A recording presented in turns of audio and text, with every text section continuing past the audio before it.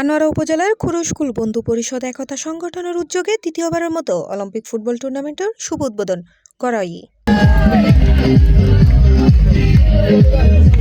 শুক্রবার রাতেও উপজেলা খুরুশকুল মাঠ প্রাঙ্গণে বর্ণিল আয়োজনের মধ্য দিয়ে উদ্বোধনী অনুষ্ঠান অনুষ্ঠিত হয়। এই উপলক্ষে জাতীয় সঙ্গীত, ফিতে হাডন ও আতশবাজি ফুটানো হয়। উক্ত উদ্বোধনী ম্যাচত গাজী শাহ ফুটবল একাদশ বনাম বটতলী মোল্লাপাড়া ফুটবল একাদশ প্রতিদ্বন্দ্বিতা করে। খেলাত 1-0 গোলে গাজী শাহ ফুটবল একাদশ জয়লাভ করে।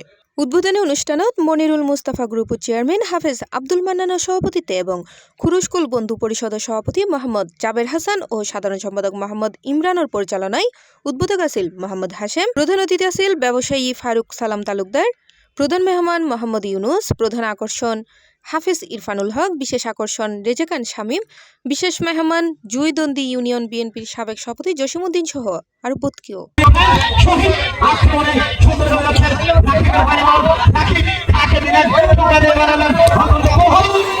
C+ TV Chittagong.